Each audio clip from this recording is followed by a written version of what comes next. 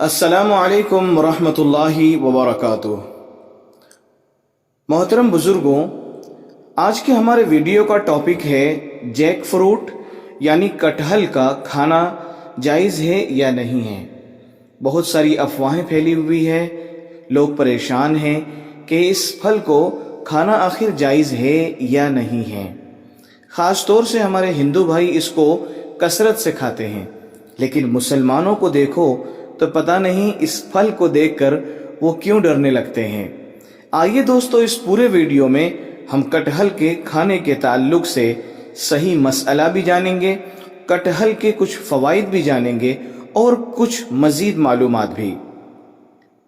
Jack fruit یعنی کٹہل کا شمار دنیا کے سب سے بڑے اور بھاری اور قدیم پھلوں میں ہوتا ہے۔ پکنے پر یہ پھل بہت میٹھا اور لذیذ ہوتا ہے۔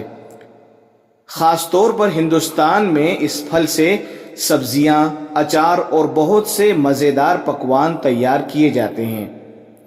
یہ پھل صرف پیٹ بھرنے تک ہی محدود نہیں ہے۔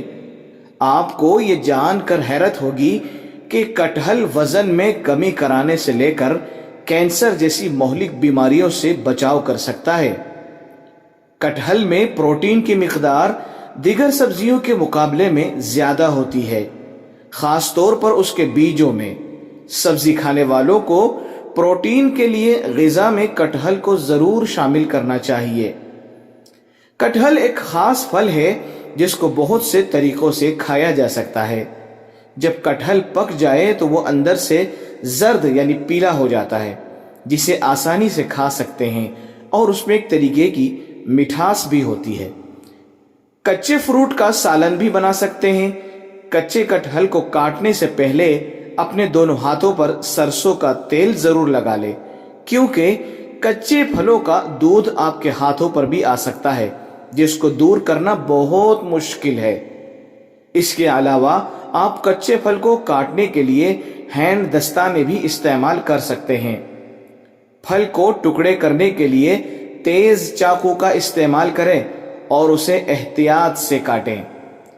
آپ جس طرح آم کا اچار اور مولی کا اچار بناتے ہیں، اسی طرح آپ کٹہل کا بھی اچار بنا سکتے ہیں، جو کھانے میں بڑا لذیذ ہوتا ہے۔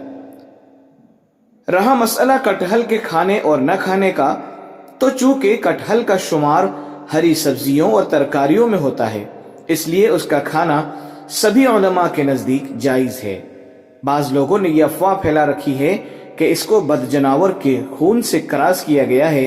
یہ سراسر غلط ہے، اس لیے آپ ان افواہوں میں پڑھ کر اسے کھانا بالکل ترک نہ کریں۔ اور خاص طور سے ہمارے جو مسلمان بھائی ہیں، جن کے دلوں کے اندر یہ خوف بیٹھا ہوا ہے کہ یہ پھل پتہ نہیں کیوں نہیں کھاتے ہیں، یا اس کے اندر ایسی کوئی مشکوک چیز ملی ہوئی ہے، یا اس کو کسی مشکوک چیز کے ذریعے سے کراس کیا گیا ہے، تو آپ اپنے ذہن سے یہ ساری کی ساری افواہیں نکال دیجئے اور آپ بھی اس فروٹ کو کھائیے۔ ماشاءاللہ بہت ہی اچھا پھل ہے اور کھانے میں بڑا لذیذ بھی ہے، اور اس کا سالن گوشت سے کم ذائقے دار نہیں بنتا۔